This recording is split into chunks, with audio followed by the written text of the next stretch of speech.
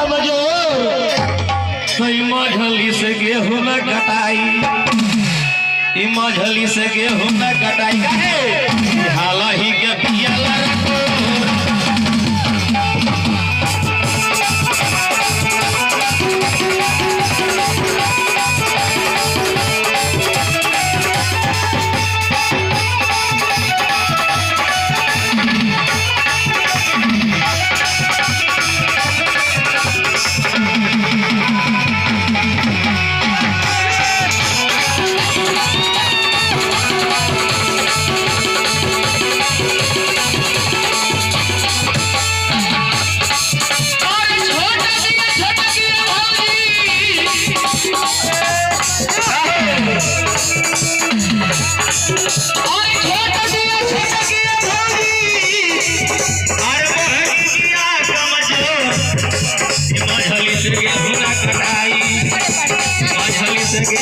कटाई के हाल ही के पियाला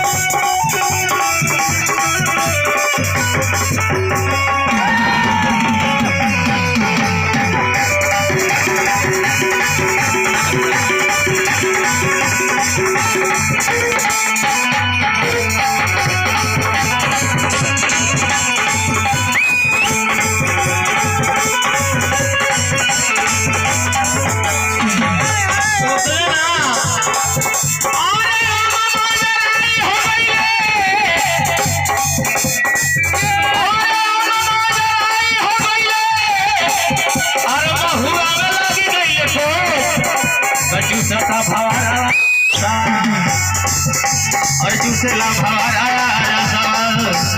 मारे ला जो